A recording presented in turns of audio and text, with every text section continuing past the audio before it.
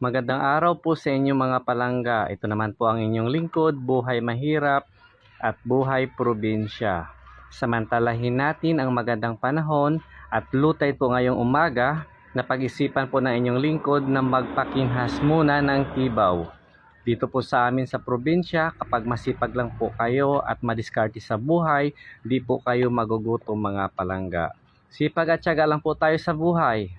So yan lang po muna mga palangga. Ingat po kayo palagi and God bless us all.